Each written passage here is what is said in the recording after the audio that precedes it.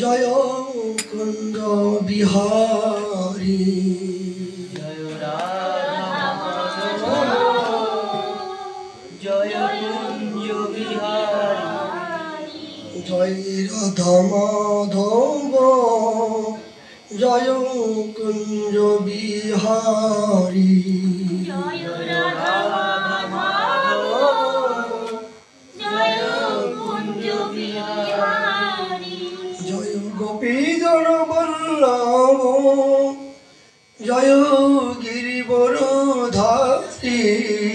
জয় গোপীজন বল্লভ জয় গিরিবরধারী জয় রাধা মাধব জয় কুঞ্জ বিহারী জয় রাধা মাধব জয় কুঞ্জ বিহারী যশোদানন্দন ব্রজজনরঞ্জন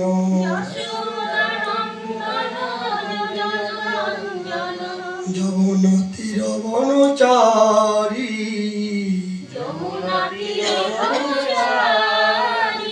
জয় কুঞ্জ বিহারী জয় রাধা মাধব জয় কুঞ্জ বিহারী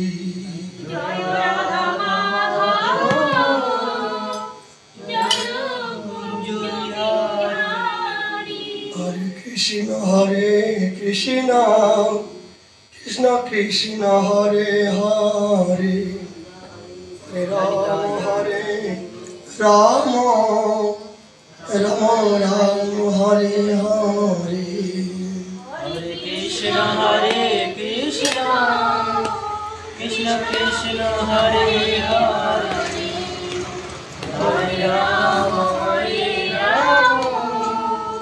রাম রাম হরে হরে কলিযুগ পাবন অবতার শ্রীমান চৈতন্য মহাপ্রভুর অপার করুণায় শ্রী বৃন্দাবন মুকুটমণি রাধাকুণ্ড ধাম তথাস্থ শ্রী শ্রী রাধা মদন মোহনজির চরণ প্রান্তে নিতাই গৌর শীতরথের প্রসন্নতার জন্য মদীয় গুরু মহারাজ রাধাকুণ্ড নিবাসী শ্রী শ্রী 108 প্রাণ কৃষ্ণদাস বাবাজি মহারাজের আদেশ করবে আমাদের ইহার নিত্য নৈমিত্তিক হরিকথার আয়োজন। আজ আমাদের আস্বাদের বিষয় মহাপ্রভু প্রিয় পার্শ্বদ বর্জ শ্রীকৃষ্ণদাস কবিরাজ বিরচিত চৈতন্য চৈতামৃত মহাগ্রন্থ 1700 পরিচ্ছেদে 149 নম্বর পয় থেকে কবিরাজ গোস্বামীপাদ আমাদের জন্য কি কৃপা করলেন। তার পূর্বে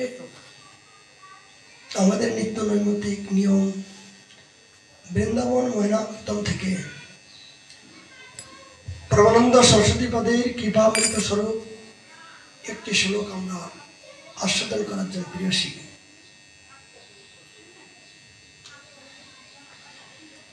তিনি কি বলতে চেয়েছেন, এই বৃন্দাবনে বাস যাহা ব্রহ্মার দুর্লভ উদ্ধব স্বয়ং ভগবানের নিজ মন্ত্রী হয়েও তিনি পর্যন্ত এই গুলমলতা হওয়ার জন্য প্রার্থনা করছেন। স্বয়ং সৃষ্টির পিতা ব্রহ্মা তিনি পর্যন্ত এই পবিত্র বৃন্দাবন ধামে পাথর হয়ে জন্মগ্রহণ করার জন্য লালসা করছেন। তাহলে এই মাতৃষ জীবের জন্য এই বৃন্দাবনে বাস কোন জাতীয় মনোভাব নিয়ে করলে আমি সেই অপ্রাকৃত রাজ্যে আনন্দ অনুভব করতে পারবো, সেই দিক নির্দেশনা সরস্বতীপাদ আমাদেরকে কৃপা করছেন। তিনি বলছেন প্রথম শতকম থেকে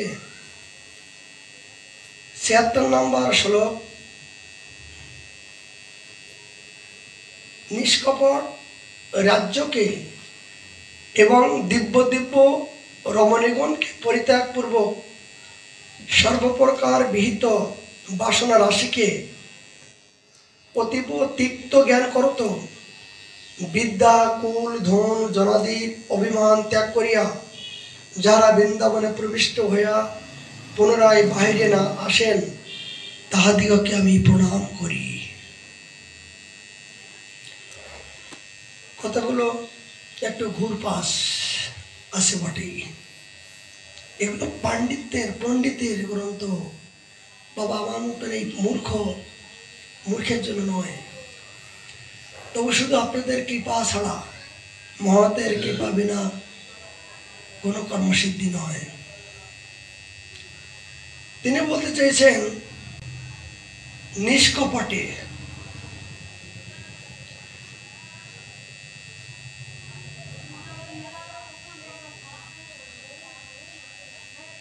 নিষ্কপট রাজ্যকে,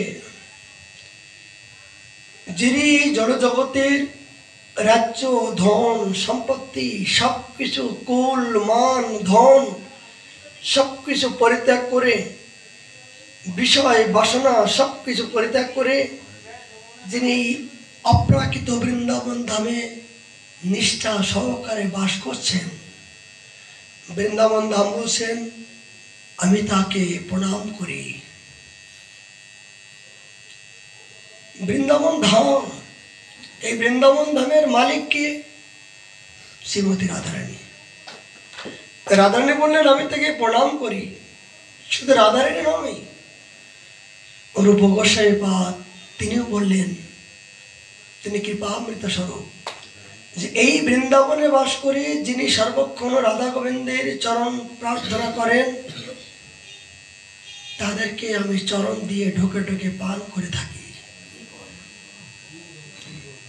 এবং আরো বললেন যে আমরা রাতের পর রাত দিনের পর দিন এই বৃক্ষের নিচে বসে এক এক রাত্রি এক এক দিন ছেঁড়া কাপড় পরে শুকনো রুটি চিবিয়ে দেহ সুখ জগতের সুখ সব ত্যাগ করে এই কলিয়ত জীবের জন্য এই অপ্রাকৃত রাজ্যে প্রবেশ করে এই সেই আমার প্রভুর গুণমাধুরী লীলামাধুরী রূপমাধুরী অতি কষ্ট করে লিখেছি গ্রন্থ আকারে। কেন? এই কলিহত জীবের কল্যাণের জন্য। যদি সেই কলিহত জীব এই গ্রন্থ অধ্যয়ন করে, প্রণাম করে, সম্মান করে, বলে আমরা অতীব প্রসন্ন হয়ে তাদেরকে আশীর্বাদ দান করে থাকি। এই জন্য যে আমরা কষ্ট করে যাদের কৃপার জন্য লিখেছি তারা যদি কিঞ্চিত পরিমাণে গ্রহণ করে তবে আমাদের কষ্ট করা সার্থকতা। সমস্ত জয়রূপ সনাতন ভট্ট রঘুনাথ শ্রীজীব গোপাল ভট্ট দাস রঘুনাথ গোস্বামীগণ এইটাই সবাই একই বাক্যে, যে গ্রন্থকে সম্মান করলে প্রণাম করলে, যদি কারোর গৃহে গ্রন্থ থাকে বাবা পড়ার সময় নাই, যদি প্রতিদিন একটু বাতি জ্বালিয়ে প্রণামও করেন সম্মান করেন, মানে তারা প্রসন্ন হন যে না আমি তার ঘরে আছি, আমাকে সম্মান করছে, তাকে তো কিছু দেওয়া উচিত। এই গ্রন্থরূপে কৃপা, গ্রন্থ নামে ব্রজনন্দন, গ্রন্থ আর কিছু নয়, সাক্ষাৎ ব্রজনন্দনের সমস্ত কথা অমৃতম। আচ্ছা বাবা, জগতে নববিধ ভক্তির ভিতরে শ্রবণ কীর্তন বন্দন পাদসেবন আদি সর্বপ্রথম কি? শ্রবণম। বলছে শ্রবণম ভক্তি সম্বন্ধে যদি কারোর এখনো পর্যন্ত আবেশ আসে নাই, ওরই কথার প্রতি যার আবেশ হয় নাই, ওরই নামের প্রতি যার আবেশ হয় নাই, তাহলে তার এখনো শ্রদ্ধা পূর্ণ হয় নাই। আপনাদের শ্রদ্ধা হয়েছে, ভক্তি মহারানী যে আপনার প্রতি প্রসন্ন হয়েছেন, আপনি যে ভগবানের কাছে অনেক কিছু চাচ্ছেন, ভগবান যে আপনার কাছে কিছু চাই সেটা কি আপনি জানার চেষ্টা করেছেন? ভগবান যে আপনার প্রতি প্রসন্ন আছেন কিনা সেটা কি একবার আপনি চিন্তা করে দেখেছেন? সমস্ত গোস্বামীগণ বললেন, ভগবান যখন তোমার প্রতি প্রসন্ন হবে তখন মনে করতে হবে সেই ভগবানের কথার প্রতি তোমার রুচি এসেছে, ভগবানের কথার প্রতি শ্রদ্ধা এসেছে, ভগবানের কথার প্রতি আবেশ যখন আসবে তখন মনে করবা যে ভগবান আমারে কিনে নাও ভজ গৌর হরি। ভগবান তোমাকে কিনে নিয়েছে কথা রূপে, এই কথা দিয়ে তোমাকে কিনে নেওয়ার মতন সামর্থ্যবান। এই জন্য হরি কথা হরি নামে, হরি কোথায় হরি কথায়, এই হরি কথার মধ্য দিয়ে তার আহ্লাদের শক্তির প্রকাশ, মাদারক্য ভাবের মহাপ্রকাশ শক্তি এই কথার মধ্য দিয়ে। এই হরি কথায় যার শ্রদ্ধা নাই, সে যতই তপস্যা যজ্ঞ ধ্যান যা কিছু করুক না কেন, এখনো তার ভক্তি মহারানী তার প্রতি এখনো প্রসন্ন হয় নাই। উনি বলছেন নিষ্কিঞ্চন নিষ্কপট রাজ্যকে ত্যাগ করো, রাজা রাজ্যকে ত্যাগ করো, যিনি আজ বৃন্দাবনে ভিখারির মতন বাস করে কদাপিও আর পুনরায় মলমূত্রে দেখিয়ে যাওয়ার কোনো লালসা নাই, বৃন্দাবন ধাম তাকে বারবার পুনরুক্তি জানাচ্ছেন। এত বড় কথা বললেন, স্বাভাবিক। আচ্ছা বলুন, এই বৃন্দাবন ধামে কত রাজা, কত মন্ত্রী, কত এমএলএ সবাই কিন্তু আসছে খালি পায়ে। এখানে কোনো রাজার অভিমান নিয়ে আসছে না। এবং কেন খালি পায়ে আসছে বলো? প্রশ্ন যে তাদের জড়জগতে কোনো কম নাই। জড়জগৎ ধন সম্পদ মান যশ প্রতিষ্ঠার জন্য তো জগৎ লালায়িত, জগৎ মহিত কামিনী কাঞ্চন বাসনা, এই জন্য তো জগৎ চলছে। সমস্ত সকাল থেকে সন্ধ্যা পর্যন্ত যে দেহসুখ আর আত্মকেন্দ্রিক, দেহসুখ এবং আত্মকেন্দ্রিক, এই জন্য তো জগৎময়।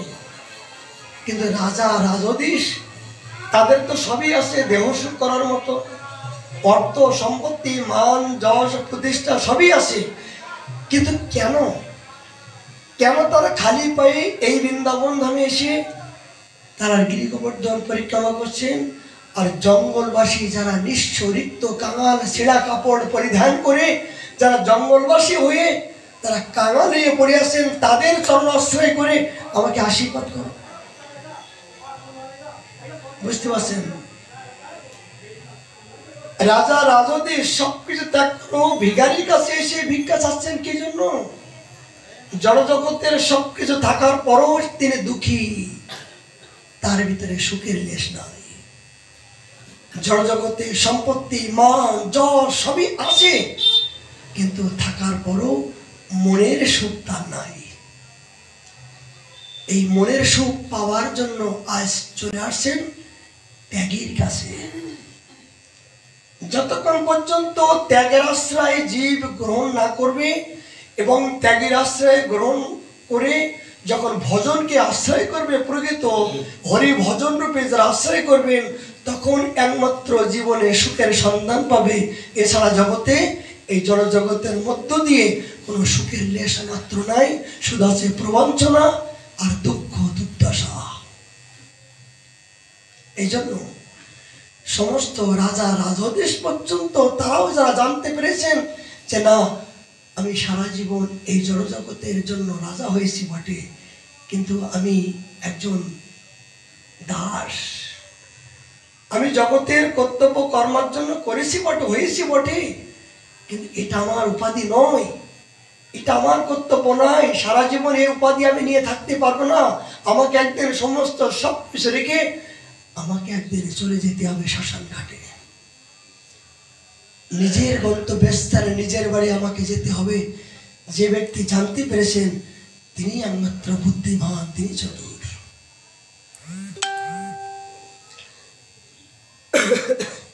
একটা দৃষ্টান্ত আসো বাবা।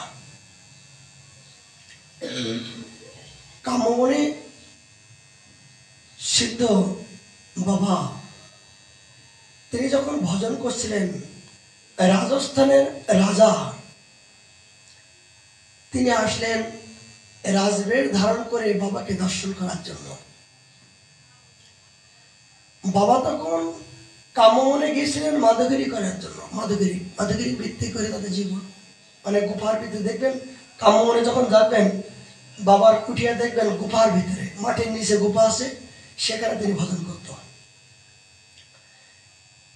এগুলো শ্রবণ মঙ্গলম, এসব আদর্শবান আচার্যগণ, এরা জগৎকে শিক্ষা দেওয়ার জন্য ভুরিজোর হয়ে জগৎ এসেছেন এই অদম চণ্ডালকে শিক্ষা দেওয়ার জন্য।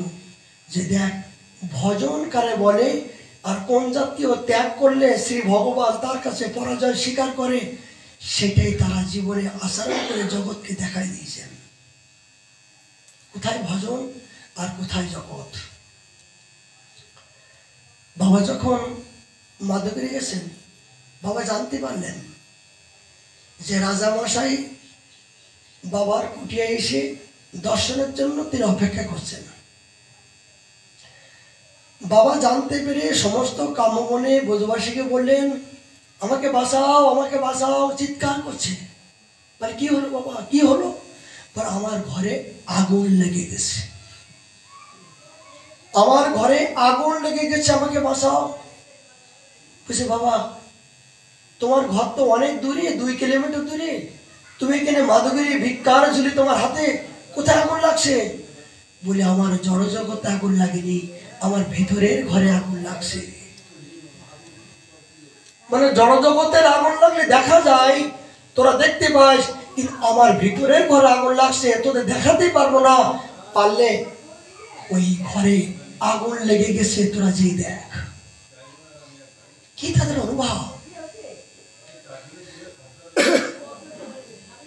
তখন ব্রজবাসীরা সমস্ত ছুটে গিয়ে বাবার কুঠিয়ার পাশে যেয়ে দেখলেন বাবার কুঠিয়ে আগুন চলছে না। রাজা অপেক্ষা করছেন বাবাকে দর্শন করার জন্য বারান্দায়। ব্রজবাসী তো বাবাকে জানেন, সারা জীবন ত্যাগ বৈরাগ্য নিয়ে ভজন করছেন। রাজামশাই আপনি যদি কিছু না মনে করেন, কৃপাপূর্বক আপনি এখান থেকে চলে যান। আপনি যতক্ষণ না যাবেন ততক্ষণ বাবা এ কুঠিয়ে আসবে না। রাজামশাইকে অপমান করলো, এত রাজার আদেশ হইও। কিন্তু রাজা ধর্মপরায়ণ ছিল, তিনি বুঝতে পারলেন তার বিপদ দিক থেকে যে এই সাধুর পাশে আসতে গেলে আমাকে রাজবেশ ধারণ করে আসার নিয়ম নাই।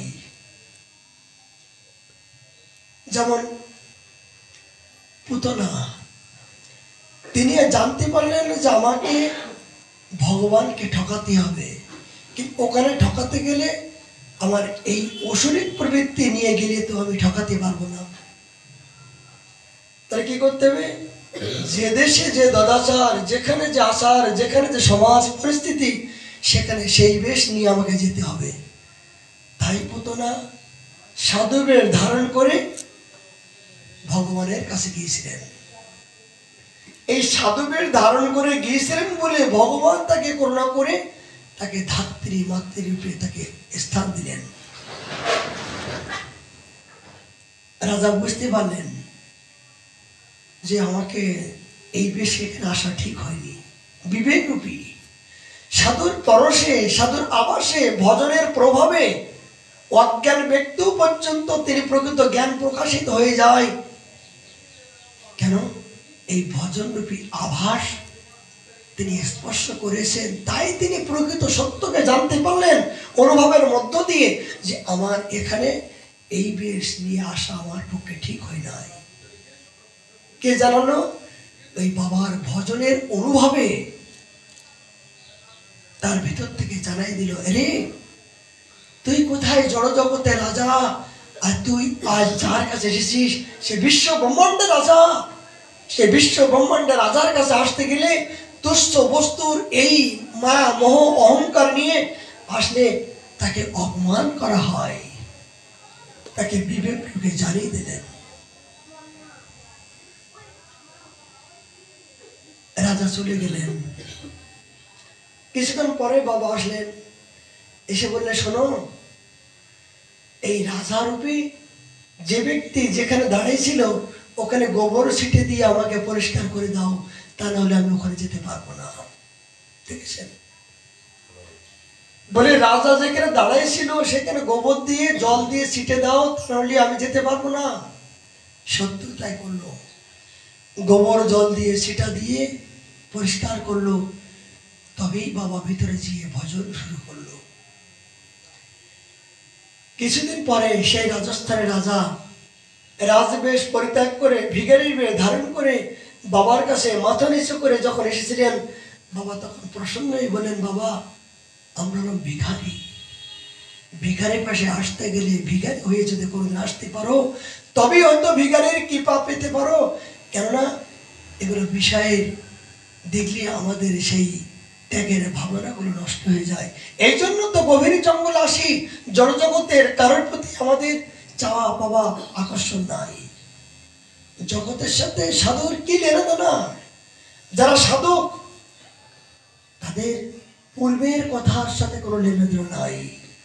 পূর্বে যা ত্যাগ করেছে, পূর্বে আত্মীয় স্বজন বন্ধু বান্ধব ভাই ব্রাদার যেদিন থেকে বাবা এই করঙ্গী কপিন ত্যাগের আশ্রয় নিয়েছেন, সেদিন থেকে তার একটাই সংকল্প যে কেমন করে আমি আমার এই জীবনকে প্রভুর চরণে সমর্পিত করব। কি দিয়ে পুজিব তোমার? আমার এই দেহটা। এটাই তাদের জীবনে আদর্শ থাকবে। জগতের সাথে তার লেনাদেনা নাই। জগৎ কি করলো না করলো, জগতের জগন্নাথ দেখবে, কিন্তু সাধকের দেখবে একমাত্র তোমার কি করে আমি প্রসন্ন করব, তুমি কি করলে প্রসন্ন হও। এগুলো প্রকৃত সাধকের জীবনের আদর্শ এবং কর্তব্য। তখন বাবা রাজার প্রতি প্রসন্ন হয়ে আশীর্বাদ করলেন যে বৎস, আমরা ভিখারি কাঙাল, আমরা এগুলো দেখারও দরকার না, যাবারও দরকার না, আবার চেনারও দরকার না। কেন? তারা তো জগতের ঊর্ধ্বে বিচরণ করছে না। জড়জগতের ঊর্ধ্বে যারা বিচরণ করছে তাদের জগতের সাথে কি সম্বন্ধ লেনা দেনা বলার উদ্দেশ্য। এ ধন যৌবন পুত্র পরিজন জগতে যা কিছু পেলাম এখান থেকে পেলাম, এই জগতের সাথে লেনা দেনা কতক্ষণ, এই জগতের সাথে সম্বন্ধ কতক্ষণ? যতক্ষণ পর্যন্ত স্বার্থের সাথে আলা লেনা দেনা আপনার ইচ্ছা আছে, যতক্ষণ জগতের সাথে দেহ সুখের লালসা আছে। আচ্ছা, আপনার সাথে আমি বারবার ফোন করবো কেন বাবা? বারবার ফোন করলে কিছু টাকা দক্ষিণা পাবো এই জন্য, তাই তো? এই জন্য আমি নিজে খোঁজ খবর নেবো, কেমন আছো, ভালো আছো তো? মানে যার সাথে বেশি বারবার খবর নেবার কারণ হলো কোনো কিছু লেনা দেনা, কোনো কিছু সম্বন্ধ, চাওয়া পাওয়া, বাসনা, সুখ, দেহ সুখ, এই জন্য তো আপনার সাথে আমার বারবার খোঁজ খবর নেবার। কিন্তু জড়জগতে এই খোঁজ খবর নেবার যেমন লেনা দেনা সম্বন্ধের জন্য বারবার খোঁজ খবর নেই, এই খবরটা ভগবানের সাথে নাও না। যে তুচ্ছ বস্তুর জন্য এই জীবনটা আমি বিছানায় দিতে দিতে চলেছি, তার বিনিময়ে কি অনর্থকে জেনে শুনে আমি গ্রহণ করছি। এই ক্ষণিকের যে সুখটা মনে করছি প্রকৃত সুখ, এটা ক্ষণস্থায়ী, এটা আমার প্রকৃত সুখ নয়। কিন্তু যে সুখ প্রকৃত অস্থায়ী, সেই সুখ হলো একমাত্র কোথায়? সেই সুখ হলো একমাত্র ধনমর নিত্যানন্দ, প্রতিমর গৌরচন্দ্র, প্রাণমর যুগল কিশোর। এই সুখের একমাত্র পরমাশ্রয় হলো আমাদের কেন্দ্র। সেই সুখের সন্ধান পেয়েও যদি আমরা সেটা গ্রহণ না করে জড়জগতের মালমূত্রকে প্রকৃত সুখ বলে মনে করি, তাহলে আমি তো সারা জীবন দুঃখ পাবই। আর আমার মতন এই দুঃখের কারাগার থেকে জগতে আমাকে রেহাই করার মতন কোনো বান্ধব নাই। জগৎ আমি জেনে শুনে যদি এই মালমূত্রকে গ্রহণ করার চেষ্টা করি, তাহলে মনে করতে হবে আমি জেগে ঘুমানোর চেষ্টা করছি। জগতে যদি কেউ জেগে ঘুমায়, তাহলে 1000 বার যদি কাকে ডাকে, সে শুনলেও যদি না শোনে, তাহলে কেউ তাকে জাগাতে পারবে না। অনাদিকাল ধরে আমি এইরকম জেগেই সব জেনেছি, বুঝেছি, কিন্তু করছি না। এটা আমার দুর্ভাগ্য, এটা আমার দুর্ভাগ্য। সরস্বতীবাদ বললেন, যদি কেউ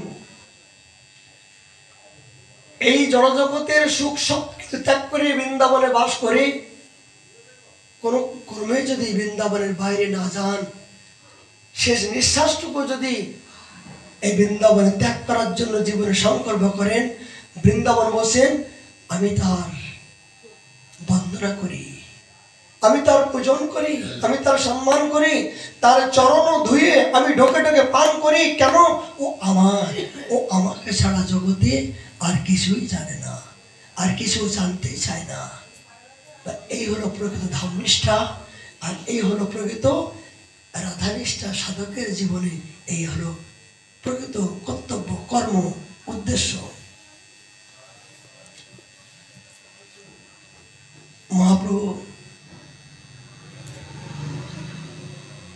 তিনি বিভিন্ন প্রান্তে কলিয়ত জীবকে উদ্ধার করার জন্য তিনি ভ্রমণ করছেন। এক বিপ্র পরে প্রভুর চরণ ধরিয়া প্রভুর সঙ্গে নৃত্য করে প্রেমাবিষ্ট হইয়া তিনি গঙ্গার কিনারা দিয়ে মহাপ্রভু যখন উদ্ধদণ্ড বাহু তুলে কীর্তন শুরু করলেন, তখন একজন ব্রাহ্মণ সে মহাপ্রভুর ভাব দেখে তার প্রেমে গদগদ হয়ে তিনি নৃত্য শুরু করলেন। দেহে প্রেমে নৃত্য করি করে কোলাকুলি, হরি কৃষ্ণ কহদয়ে বলে বাহু তুলি। তিনি দুহাত তুলে কখনো হরি, কখনো কৃষ্ণ, কখনো গৌর বলে তিনি আনন্দই মাতোয়ার হয়ে অশ্রু কম্প পুলক বৈবর্ণ ভাবে বিবিত হতে শুরু করল। লোক হরি হরি বলে কোলাহল হইল, কেশব সেবক প্রভুকে মালা পরাইল। জগতের সমস্ত ভক্তগণ প্রভুকে দেখে আবিষ্ট হয়ে তার গলায় মালা পরাতে শুরু করল। প্রভু দেখি লোকে কয়ে হইয়া বিস্ময়, এরূপ এ প্রেম লৌকিক কবু নয়। সবাই দেখে মনে করলেন ইনি যে সাধারণ ব্যক্তি নয়, এ প্রেম যে সাধারণ প্রেম নয়, এ তো সহজে দেখা যায় না। তিনি গৌর বলতে বলতে, কৃষ্ণ বলতে বলতে তার অশ্রু কম্প বৈবর্ণ পুলক বিবর্ণ ভাব, সবাই তাকে দেখে চমৎকারিত হতেই শুরু করল।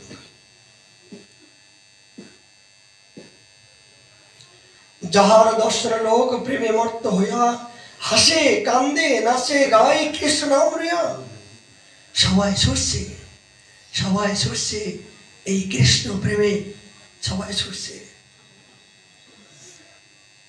সর্বদা নিশ্চিন্ত ইহ কৃষ্ণ অবতার, মথুরা আইন লোকের করিতে নিস্তার। সবাই মনে মনে বলছেন এই মথুরা মণ্ডল অনেকদিন যাবৎ লিপ্ত আছে, এই মথুরা মণ্ডলকে উদ্ধার করার জন্য আমার প্রেমের অবতার সাক্ষাৎ ভোজনন্দন আজ সেই বৃন্দাবনকে উদ্ধার করার জন্য নিজে এসেছেন।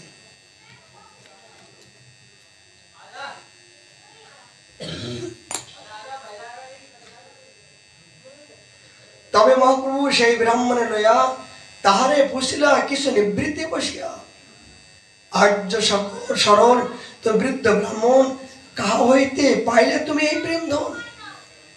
বাবা খুব সুন্দর। যখন মহাপ্রভুর সাথে একজন ব্রাহ্মণ উদ্যুদণ্ড কীর্তন করে প্রেমে বিভোর হয়ে গেলেন, মহাপ্রভু সেই ব্রাহ্মণকে দেখে প্রসন্ন হয়ে বললেন, বলো তো তুমি এ জাতীয় প্রেম কোথা থেকে পেলে? কে শেখালো, কে দিল? সত্যি করে বলো হে ব্রাহ্মণ, ইহার প্রেম তো সাধারণ প্রেম নয়, সত্যি করে তুমি কে, পরিচয় দাও। বিপ্র কয়ে শ্রীপাদ মাধবেন্দ্র পুরী, ভ্রমিতে ভ্রমিতে আইলা মথুরা নগরী। আমি জানি না এই প্রেমটা কোথা থেকে পেলাম। এই মাধবেন্দ্র পুরী পাদ ভ্রমিতে ভ্রমিতে এই কৃপা করে আমার আলায়ে আমার বাড়িতে এসেছিল। আমি এই প্রেম সম্বন্ধে জানতাম না, কিন্তু এই মাধবেন্দ্র পাদ সর্বপ্রথম এই মথুরা মণ্ডল ভ্রমণ করতে করতে আমার আলায় এসেছিল। কৃপা করে তেহ মোর নীলা আইলা, মোরে শিষ্য করে মোর হাতে ভিক্ষা কইলা। জানো চৈতন্যদেব, আজ আমার আলায় এসে আমাকে শিষ্য করলো, আমাকে শিষ্য করে আমার বাড়িতে আমার হাতে রন্ধন তিনি পেল। গোপাল প্রকাট করি সেবা কইল মহাশয়, আদ্যপিও তার সেবা গোবর্ধন হয়। চৈতন্যদেব এই গোবিন্দ কুণ্ডের থেকে সাক্ষাৎ গোপাল দেব উদ্ধার করলো। এই গোপাল দেব উদ্ধার করার পরে তিনি আমার গৃহে আতিথ্য গ্রহণ করলো, আর আমি নিজে হাতে রন্ধন করে তার সেবা করার মতো সৌভাগ্য আমার হয়েছিল।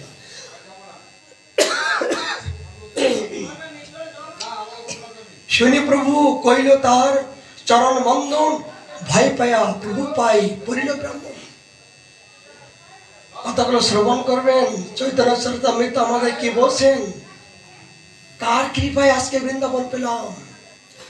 এই মাধবেন্দ্র পূর্বের কৃপায় আমরা পেলাম ঈশ্বর পরিপাত, আর ঈশ্বর পরিবারের মাধ্যম দিয়ে মহাপ্রভুকে পেলাম।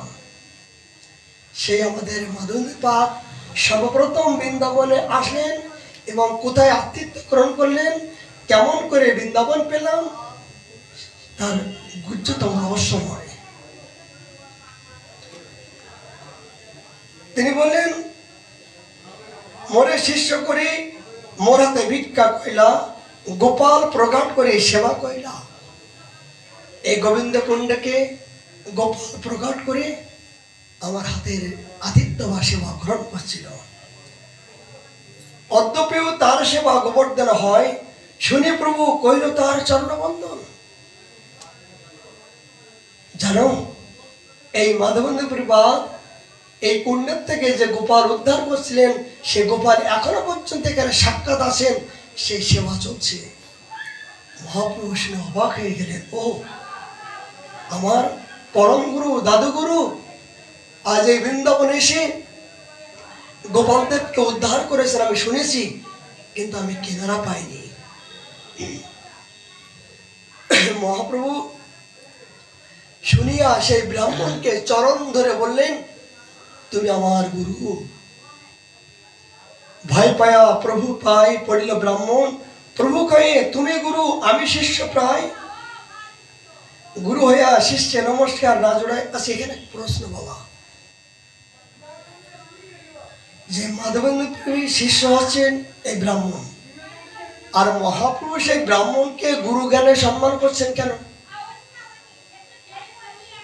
কেন সম্মান করছেন? মহাপ্রভু গুরু তো ঈশ্বর পরিবার, কিন্তু দাদুগুরু শিষ্য, তাকে গুরু সম্মান করছেন। এটা বলছেন যে যদি কোনো গুরুদেবের অন্তরঙ্গ বড় গুরুভাই হয়, এই বড় গুরুভাই হলেই গুরুতুল্যতাকে সমাধান করতে হয়। কেন? গুরুদেবের পাশে থেকে যে ভজন শিক্ষা পরিস্থিতি, যিনি বড় হয়ে, যিনি একদিনের জন্য গুরুদেবের পাশে সেবা করেছেন, তিনি আমার কাছে পূজনীয় গুরুতুল্য। এটা হলো মর্যাদা। এইটা যদি তাকে গুরু জ্ঞানে সম্মান না করা হয় তাহলে কিন্তু লঘু হয়ে যায় জগতে। এটা মনে রাখা উচিত সবাইকে, যে একদিনের জন্য যারা গুরুচরণ তোমার আগে আশ্রয় করেছেন সে কিন্তু তোমার কাছে প্রণম্য, কেননা তুমি তো আসতে পারোনি। যেমন জয়রূপী সনাতন বাবা, রূপ গোসাইপাদ ছোট বয়সে, সনাতন গোসাইপাদ বয়সে বড়, কিন্তু সর্বপ্রথম জয়রূপের নাম কেন বলা হয় বলো তো? জয়রূপ সনাতন, প্রথম রূপ গোসাইপাদ পরে সনাতন কেন বলা হয়? বয়সে তো সনাতন বড়, হিসাবে তো জয় সনাতন। কিন্তু মহাজন বলছেন জড়জগতের যে বিদ্যা, যে বয়স, এগুলো ক্ষণস্থায়ী, এগুলো পারমার্থিক জগতের জন্য নয়। পারমার্থিক জগতের জন্য তখন তোমার নাম্বার আসবে যেদিন থেকে তুমি তোমার গুরুচরণ আশ্রয় করে ধামবাস করে প্রকৃত ভজন পথে তুমি যেদিন থেকে আশ্রয় শুরু করেছো সেদিন থেকে তোমার জীবন শুরু হবে ভক্তি জীবন। সেদিন থেকে তোমার এই ভগবত ধামে যাওয়ার জন্য ওই জীবনটাই ওইখান থেকে তোমার শুরু হবে। যেহেতু রূপ গোসাইপাদ সর্বপ্রথম বৃন্দাবনে এসেছিলেন, এই সর্বপ্রথম বৃন্দাবনে এসে মহাপ্রভুর চরণ আশ্রয় করে মহাপ্রভু কৃপা পেলেন। এই জন্য তার এই পারমার্থিক জগতের সাথে তুলনা করে জয়রূপ তারপরে সনাতনকে উপাধি দেওয়া হয়। এগুলো মর্যাদা, এগুলো যদি আমরা নিজেরা মেনে না চলি তাহলে কিন্তু আমরা সেই ভক্তিপথকে অবলম্বন করতে পারবো না। এই ভক্তিপথে যেতে গেলে বাবা কত দুর্দৈব, কত বাধা, কত ভিন্ন। জগতে দেখুন যত প্রকার ভালো কাজ করবেন তত প্রকার আপনার জীবনে বাধা আসবে।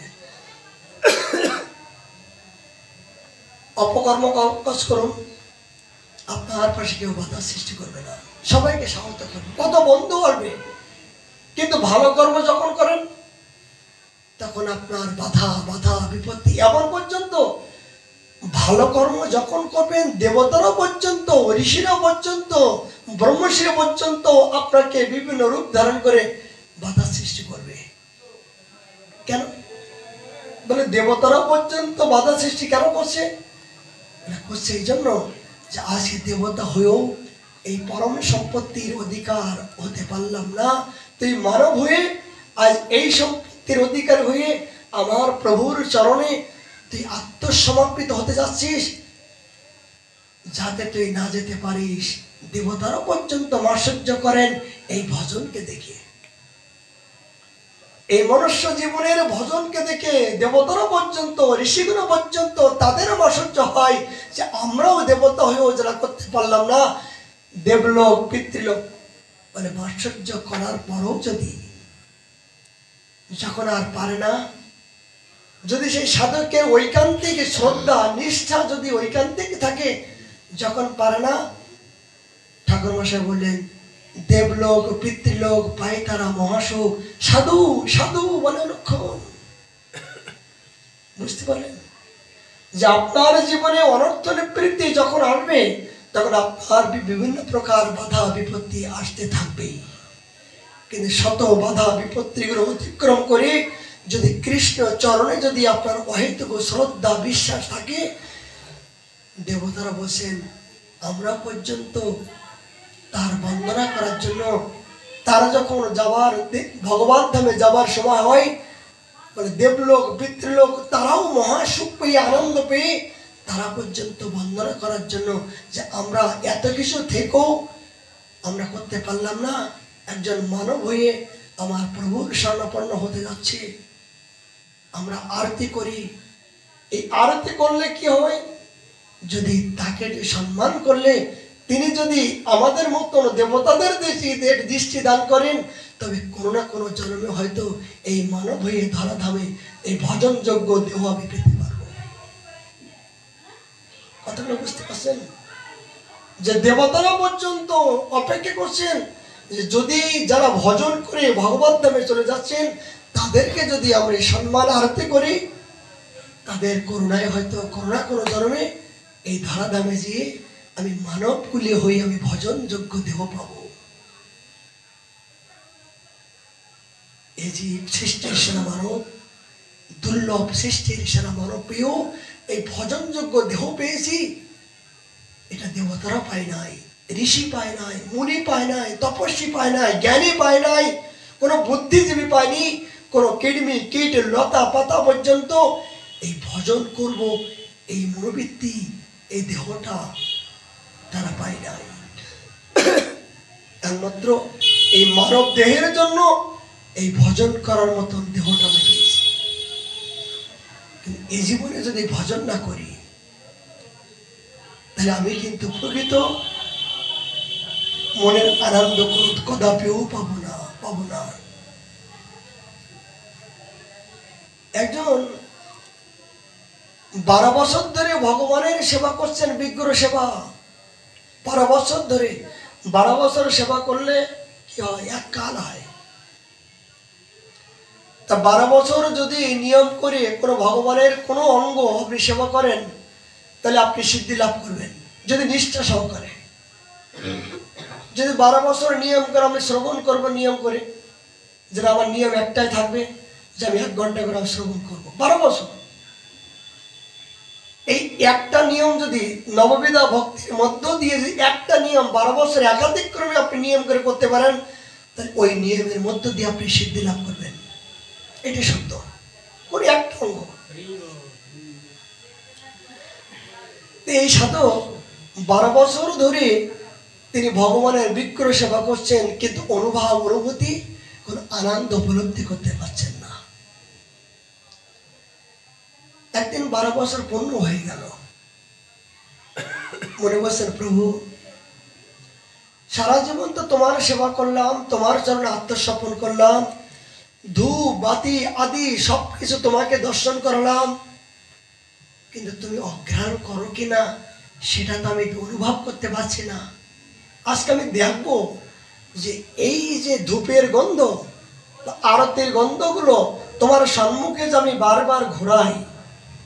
আচ্ছা, যখন আরতি করা হয় কেমন করে আরতি করতে হয় বলুন তো?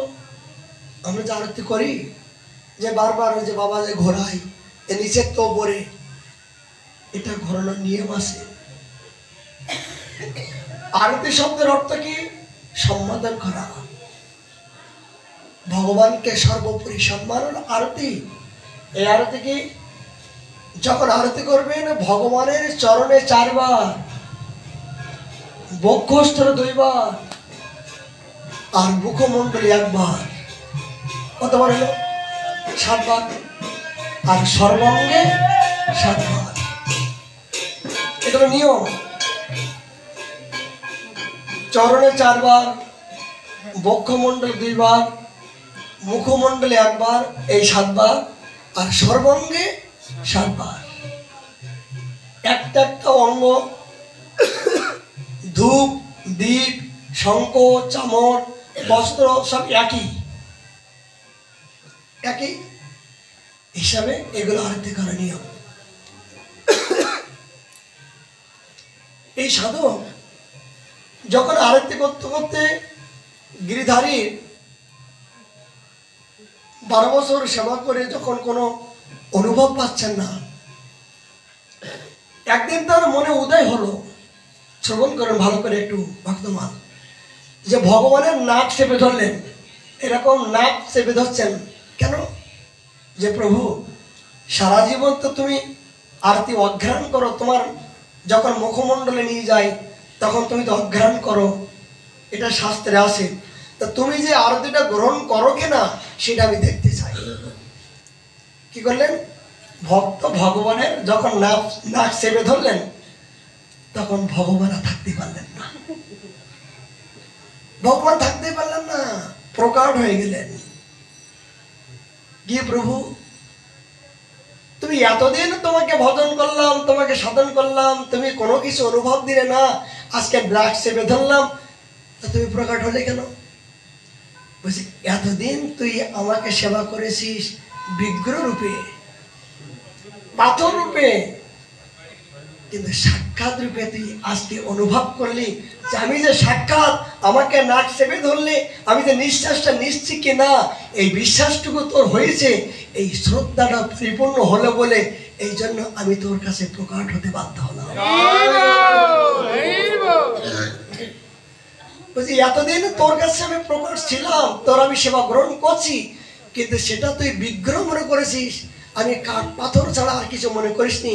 কিন্তু আমি যে সাক্ষাৎ, আমি যে গ্রহণ করি কিনা সেটা পরীক্ষা করার জন্য মনটা এসেছে, মানে তুই আমাকে ভালোবেসেছিস, আমাকে আপন করে নিতে পেরেছিস, এই জন্য আমি আর বিগ্রহে থাকতে পারলাম না, তোর সামনে এসে আমি তোর ভাবনায় আমি প্রসন্ন হতে বাধ্য হলাম।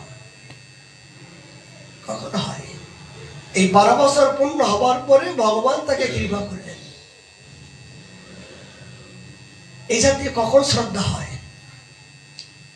যখন ভক্ত ভগবানের, একটা মনে রাখবেন যে মানব মাত্রেই ভগবানের চরণে নিজে হাতে করে অর্চন করার চেষ্টা করবেন, কেন সম্বন্ধ হয় এই অর্চনের মাধ্যম দিয়ে।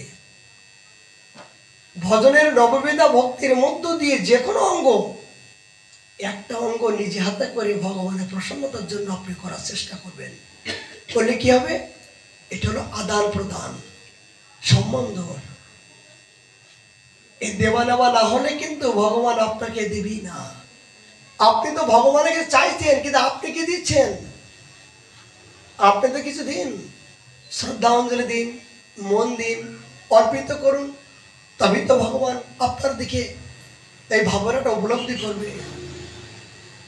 এই জন্য নিজে হাতে করে অর্চনা দিয়ে সবকিছু কিছু না কিছু করার চেষ্টা করবেন, করলে কি হবে? ভগবান সম্বন্ধ তত্ত্বগুলো পরিপক্ত দশা হবে। দেখুন অম্বরীশ মহারাজ সারা জীবন তিনি রাজা,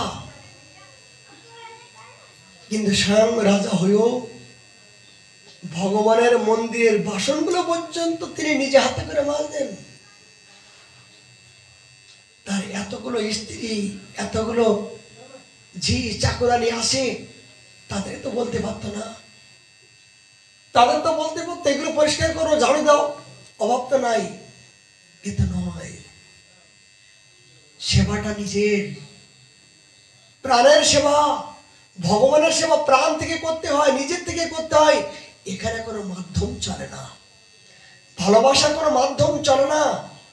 বিয়ে যখন হয় তখন যদি বলি যে আমার পরিবর্তে তুমি বিয়েটা করে নিয়ে এসো, পারবে নাকি? যখন কিছু কিছু স্থানে আসে এখানে মাধ্যম চলে না, যার বিয়ে হয় তাকে যাওয়া লাগবে। ভালো যাকে বাসতে হয় তাকে নিজে যেতে হবে, নিজেই যেয়ে তার সাথে সম্বন্ধ করতে হবে, তবেই তার সাথে আদান প্রদান হবে, বিনিময় হবে। কিন্তু মাধ্যম দিয়ে তো হয় না। মাধ্যম দিয়ে, চাকর চাকরানি দিয়ে, ঝি দিয়ে কি হয়? এগুলো জড়জগতের ব্যক্তিকে সেবা হয়, জড়জগতের সুখ হয়, কিন্তু নিজের সুখ হবে নিজজন যখন পাশে আসবে, নিজের প্রাণের সম্বন্ধ, প্রাণের মানুষ যখন সম্বন্ধ পাশে আসবে, তখন যতটুকু আনন্দ হয়। নিজের পিতার জলের পিপাসা লাগছে, ছেলেকে বলছেন বাবা এক গ্লাস জল দে। একজন কর্মচারীকে বলাই বাবাকে জল দিয়ে এসো, কিন্তু জল খাবে বটে, কিন্তু সেই জলটার মধ্য দিয়ে সেই কি তৃপ্তি, সেই কি আনন্দ কি পাবে? কিন্তু নিজের ছেলে সব কিছু ত্যাগ করে পিতার সুখের জন্য যে বাবা একটু জল পেয়ে নাও, এটা নিচ্ছি, এই জল পেয়ে নাও, এই সম্বন্ধ যখন নিজে মুখ দিয়ে যখন বলবে, তখন পিতার যে মনটা ভরে যাবে যে না আমার সন্তান জল নিয়ে এসছে, মানে এইটাই তো ভালোবাসা। এখান থেকে তো সম্বন্ধ হবে, পিতা তো সন্তানের প্রতি প্রসন্ন হবেই হবে যে না ও নিজে এসে আমাকে সেবা করার মনোবৃত্তি হয়েছে। এই জন্য ভজনটা নিজেই করতে হবে, ভগবানের পাশে নিজে যেতে হবে, তবেই আপনার সম্বন্ধ তত্ত্ববৃদ্ধি হবে, আদান প্রদান হবে। এই জন্য সম্বন্ধ করিয়া ভজে কৃষ্ণ তারে নাইতে যে আর সম্মানে অকারণে। সম্বন্ধ হচ্ছে না কেন? জগতের সাথে কত সম্বন্ধ আমরা করতেই চলেছি সকাল থেকে সন্ধ্যা পর্যন্ত। দেখুন বসে বসে কত কথা বলছি, এক জায়গায় বসলে যেন গল্পের আর শেষ হয় না। জগতে এক জায়গায় বসলে আর জগতের কথা আর শেষ হয় না, চলতেই আছে, গাড়ি চলতেই আছে, এ গাড়ির কোনো ব্রেক নাই। কিন্তু বলতে বলতে বলতে বলতে এই যত জগতের কথা বলবো তত আমার তো এই জীবনী শক্তি, মনোশক্তি, ভজন শক্তি সব তো নষ্ট হয়ে যেতে আরম্ভ করছে। এই জন্য এই মুখ দিয়ে যত জগতের কথা কম বলার চেষ্টা করবেন তত বাক শক্তি আপনার কি হবে? শক্তিশালী হবে। যত এই মুখ দিয়ে আন কথা, আন ব্যথা না কয়েও যাতা তাতা, এই মুখ্য বাক্য ব্যক্তি যতক্ষণ পর্যন্ত আপনি নিয়ন্ত্রণ না করতে পারবেন, জগতের কথা বন্ধ যতক্ষণ না করতে পারবেন, জড়জগতের ভগবানের কথা ছাড়া জগতে যত প্রকার কথা আছে সবই আন কথা। কৃষ্ণ কথা গাও, কৃষ্ণ গুণ গাও, কৃষ্ণ কথা ছাড়া জগতে সবই আন ব্যথা। মানে জগতে যত কথা বলবা সবাই আন কথাময়, সবাই কামনা বাসনাময়, সবাই কামময়। এগুলো এর ভিতরে কোনো প্রেম, এর ভিতরে কোনো ভগবানের লেশ মাত্র নয়। এই যে কথা যদি কাও, কৃষ্ণ কথা কাও, কৃষ্ণ গুণ গাও, কৃষ্ণ রসে সদা মত্ত হও, তবেই তোমার এই জীবনটা সফলতা হবে, তবেই তুমি প্রকৃত আনন্দ পাবে। আর জগতের যত কথা বলবা তত বেশি নিজেকে নিজে দুঃখের সংসারে কারাগারের মধ্য দিয়ে জেনে শুনে তুমি আজ কারাগারে যাবার জন্য তুমি তৈরি হতে চলেছ। এসব দূরে পড়িয়ে হরি। মহাজন বলছেন মনে রেখো, যেদিন থেকে তুমি গুরুচরণ আশ্রয় করেছো সেদিন থেকে তুমি নতুন করে জীবন পেয়েছো। এই জীবনটাই তোমার এই অসাধারণ জীবন, এই জীবনটা তোমার সাধারণ নয়। সেই অসাধারণ জীবনকে তোমার সার্থকতা করার জন্য তোমাকে সাধন করতে হবে। এই সাধন বিনা শব্দ বস্তু কথা মিলবে না। তার জন্য তোমাকে পরিশ্রম করতে হবে, ত্যাগ, বৈরাগ্য, নিয়ম, নিষ্ঠা, সংকল্পিত, তবে এই জীবনে তোমার কারাগার বন্ধন থেকে মুক্ত হবে। জড়জগতের জন্য তুমি কত কিছু করলে, কত কিছু তুমি ভোগ, বিষয়, বাসনা, কত সংকল্প করলে। কেউ তোমাকে গালাগালি দেব, তুমি প্রতিজ্ঞা করলে, আমি প্রতিজ্ঞা করলাম যে ওকে যতক্ষণ পর্যন্ত আমি না মারবো ততক্ষণ পর্যন্ত আমি ভাত খাবো না। জড়জগতের জন্য কত কিছু প্রতিজ্ঞা করছি, কত কিছু কষ্ট পরিশ্রম করছি, কিন্তু নিজের জন্য কি করছো? নিজের জন্য তুমি কি করছো? তোমাকে তো একদিন যেতে হবে। নিজের সঞ্চয়ের জন্য কি প্রতিজ্ঞা করছো? এই ভজন রূপী প্রতিজ্ঞা যখন তুমি করতে পারবা যে আমাকে ব্রহ্ম মুহূর্তে জাগতে হবে, দেহটা যতই আমার কম্বলের ভিতরে থাকতে চান না কেন, আমার একমাত্র সংকল্পিত জীবন ব্রহ্ম মুহূর্তে যদি ঘুম না ভাঙে, ব্রহ্ম মুহূর্তে যদি কোনো ব্যক্তি বাবা বসেন বিষ্ণু মন্ত্রে দীক্ষিত হয়েও, বিষ্ণু মন্ত্রে দীক্ষিত হয়েও কেউ যদি ব্রহ্ম মুহূর্তে শ্রী ভগবানের মঙ্গল আরতি যোগদান না করেন, তার সমস্ত যজ্ঞ তপস্যা সমস্ত সবকিছু সাধন নিষ্ফল। কেন? এই হলো ব্রহ্ম মুহূর্তে হলো সাধকের প্রথম সূত্র ভজনের শুরু। সারা জীবনে যদি তুমি শুরু না করলে শেষ কখন করবে? শুরু করার সময় তো ব্রহ্ম মুহূর্তে, খাতায় নাম্বারটা তো তোমার লেখা হবে না। 10টার সময় চাকরিতে যেয়ে আপনাকে সাইন করতে হবে যে আমি হাজিরা খাতায় নাম দিয়েছি। সারাদিনই অফিসে যেয়ে ঘুমাও, দুঃখ নাই, কিন্তু তুমি যে হাজিরা খাতা নাম দিয়েছো সেইটাই দেখবে অফিসার যে না ও আগে আজকে জয়েন্ট হয়েছে। সত্য কিনা বলো? ওই চাকরিতে জয়েন্ট হয়েছে কিনা ঊর্ধ্বতন কর্মকর্তা এসে দেখবে যে না ও হাজিরা খাতায় নামটা আসে, ও এসেছে। পিছনে যে ঘুমাচ্ছে যা কিছু করে ওটা দেখবে না। ঠিক সারাদিনই আপনি হাজিরা খাতায় এই ব্রহ্ম মুহূর্তে আপনার নাম্বারটা লিখে দিয়েছেন কিনা ভগবান দেখবে যে ও যে আমার দাসত্ব করছে, তার প্রমাণ কোথায়? হাজিরা খাতায় নাম্বারটা দেখি, সেই নাম্বারটা লেখার সময় হলো ব্রহ্মকাল। এই ব্রহ্ম মুহূর্তে যদি ভগবানের মঙ্গল আরতিতে যোগদান থেকে আমি ত্রুটি বিচ্ছেদ যদি সুখ দেহ সুখকে ত্যাগ না করতে পারলাম, তাহলে এখন আমার মনে করতে হবে যে ভগবান এখনো পূর্ণভাবে কৃপা করি নাই, ভক্তি মহারানী আমার প্রতি এখনো প্রসন্ন হই নাই। এইটাই তার প্রথম সূচনা। এই জন্য মানে ব্রহ্ম মুহূর্তে ভজন করলে কি হয়, মানে ব্রহ্ম মুহূর্তে মানে সারাদিন আপনি ভজন করে যেটা উপলব্ধি অনুভব না করতে পারবেন, এই ব্রহ্ম মুহূর্তে এক মুহূর্ত কালের জন্য আপনি সেই সম্পত্তি অধিকার হওয়ার সম্ভাবনা আছে। কেন? ব্রহ্মগণ, দেবতাগণ, ঋষিগণ, তপস্বীগণ, ব্রহ্মর্ষিগণ সবাই বিচরণ করেন, সবাই বিচরণ করেন। কেন? যে আমরা এত কিছু হওয়ার পরও আমরা কিছুই করতে পারছি না। আমরা এই দেবতা রাজ্যে সুখ নিয়ে আমরা পড়ে আসি, কিন্তু কিছুই করতে পারছি না। দেখি তো, শুনেছি মানব জাতি সর্ব উত্তম, তারা কি করছে? কিন্তু তারা উপর থেকে বিচরণ করতে করতে দেখেন যে মানব জাতি দুর্লভ মনুষ্য জনপ্রিয়। যদি কেউ সেই হরিভজন করার জন্য কেউ সংকল্পিত হয়ে তারা ভজন করেন, তারা প্রসন্ন হয়ে আশীর্বাদ দান করেন যে আমরা এত কিছু পেয়েও হয়েও আমরা এই ত্যাগ বৈরাগ্য আমরা করতে পারলাম না, এই মানব হয়ে আমার হরিকে ভজন করছেন, আমরা আশীর্বাদ দিই। আমরা আশীর্বাদ দিই যে ও যাতে হরি ভজন করতে পারে, আমরা তো করতে পারলাম না, ও যেন আমার প্রভুর সেবা করে আমার প্রভুর প্রসন্নতা করতে পারে।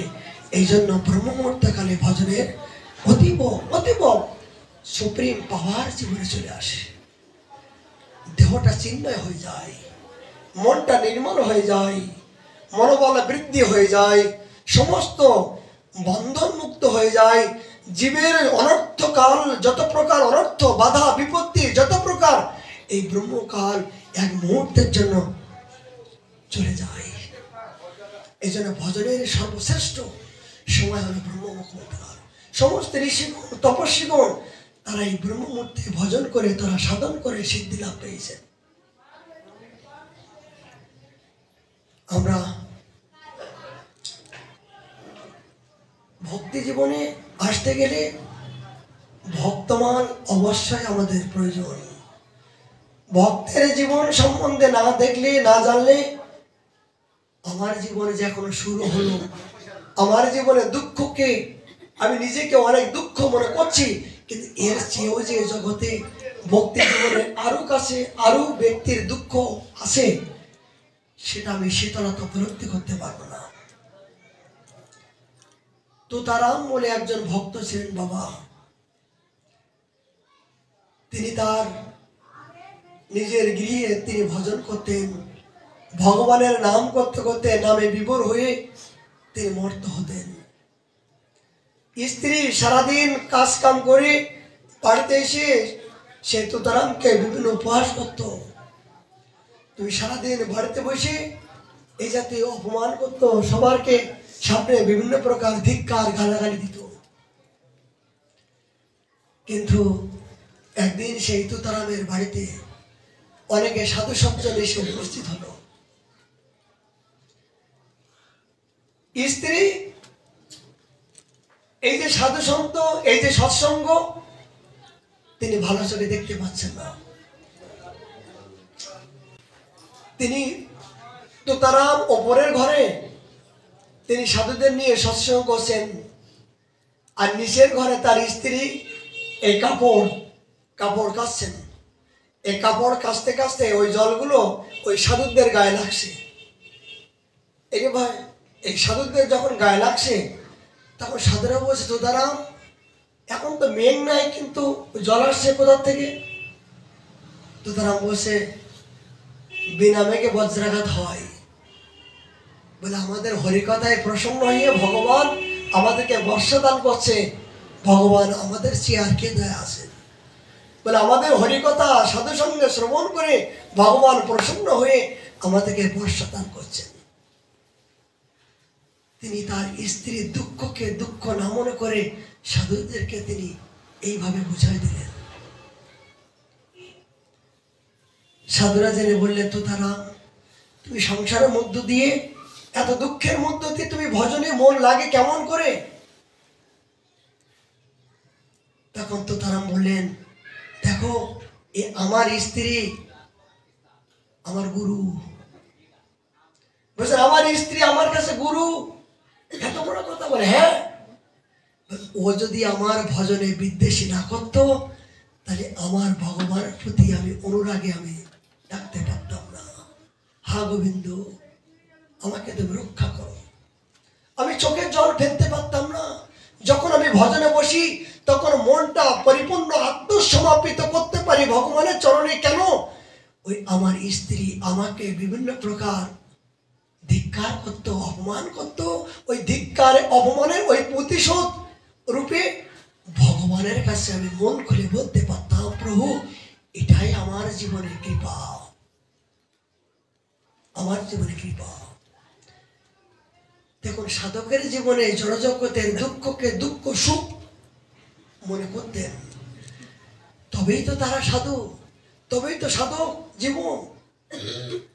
এই তো তারা কি করতো জানেন? তার একটা নিয়ম ছিল, প্রতিদিন যমুনার থেকে জল নিয়ে ভগবানের সেবা করত।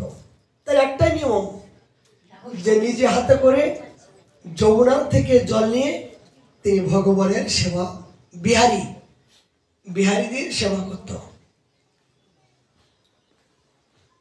যখন সেবা করতে করতে একদিন করলো কি বাবা, রাত 2টোর সময় অন্ধকার, কিন্তু তার ঘুম হচ্ছে না। কখন যাব বিহারীজির সেবার জন্য, কখন যাব?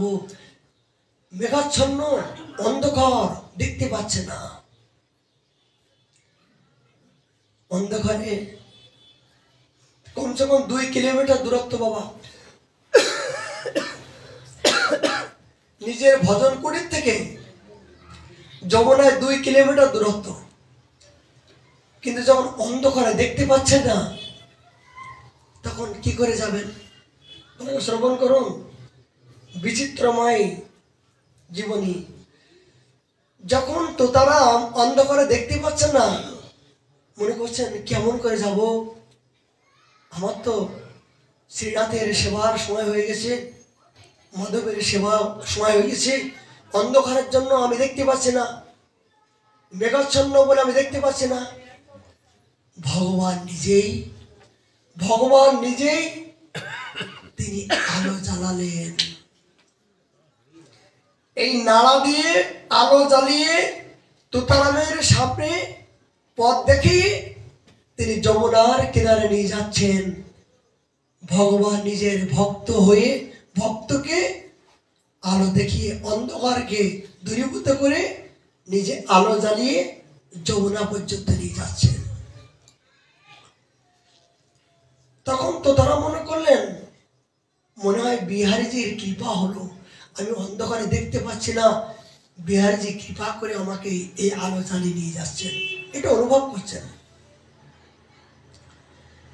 এই যমুনার থেকে জল নিয়ে ঠিক বিহারীজি বা এই আলো জ্বালাতে জ্বালাতে মন্দির পর্যন্ত আসলেন, তারপরে আর দেখতে পেলেন না।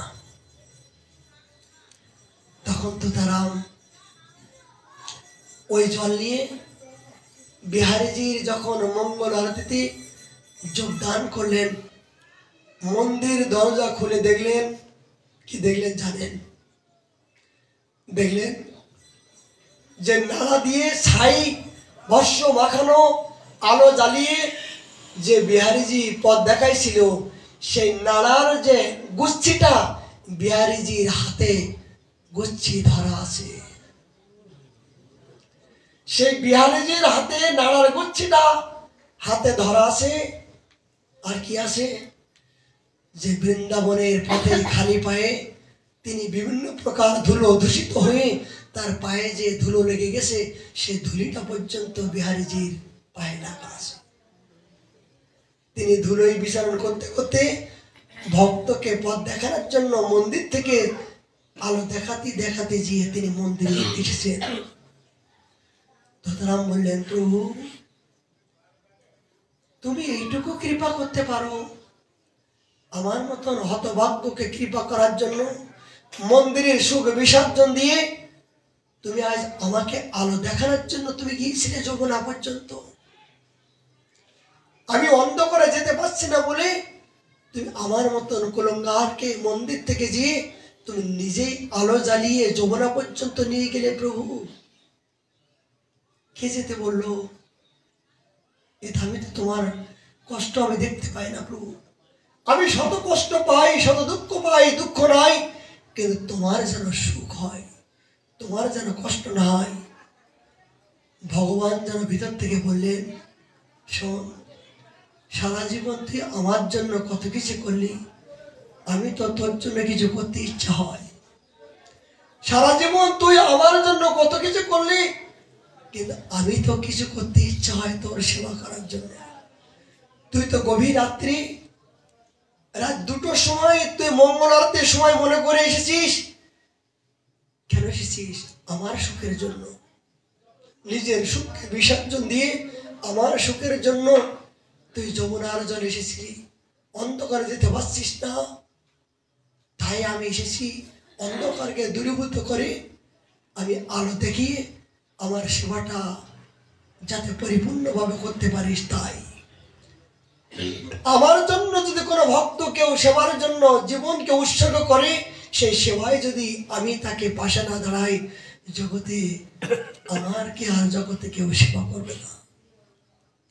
আমার সেবার জন্য তো আমাকে সহযোগিতা করা উচিত। দত্তরাম বললেন, প্রভু জীবনে আমার ব্যথা বেদনা আছে, কিন্তু সমস্ত ব্যথা বেদনাগুলোকে আমি সবকিছু ভুলে যাই কখন? যখন তোমার নামকে আশ্রয় করি, তোমার শয়নে স্বপনে তোমাকে আমি দেখতে পাই। তোমার দেখার মধ্য দিয়ে যে পরম আনন্দ উপলব্ধি করি, সে উপলব্ধির মধ্য দিয়ে জগৎকে আমি করতে পারি না। এরা ভগবান বললেন, এই জন্য তো আমি ভক্তকে কিছু না কিছু চমৎকার দেখাই। এই জন্য যে চমৎকারিতা না দেখালে আমাকে কেউ ভক্ত হয়ে ভালোবাসবে না। ভগবান বলেন, কেউ যদি ভক্ত হয়ে আমাকে ভালোবাসতে আসে, আমি প্রথম অবস্থায় তাকে কিছু না কিছু চমৎকারিতা দেখিয়ে থাকি। এই চমৎকারিতা দেখার পরে তবেই ভক্ত আকর্ষিত হয়। তখন জগতে সমস্ত সুখকে বিসর্জন দিয়ে ভগবানের চরণে নিজেকে আত্মসমর্পিত করার জন্য, বৃন্দাবনে আসার জন্য তিনি সংকল্পিত হয়ে থাকেন। ভজন করতে গেলে যদি ভজনের মধ্য দিয়ে কোনো কেউ আনন্দ না পায়, কেন ভজন করবেন? অবশ্যই করে দেখুন। যদি নিষ্কপটে আপনি সেই ভজন রূপী সেই সম্পত্তি যদি আপনি করতে পারেন প্রভুর সুখের জন্য, তাহলে দেখবেন আপনি আনন্দ পাবেন, অবশ্যই পাবেন।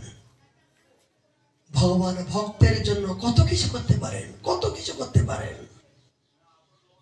কখনো তিনি গরু হয়ে, কখনো বাঘ হয়ে, কখনো বিভিন্ন প্রকার বৃক্ষ হয়েও পর্যন্ত ভগবান ভক্তকে সেবা করতে তৈরি আছেন। কিন্তু সেই ভক্তের অনুরাগ উৎকণ্ঠা যখন চরম পর্যায়ে পৌঁছে যায়, তখন ভগবানের করুণা তত তাড়াতাড়ি নিচে নেমে আসে।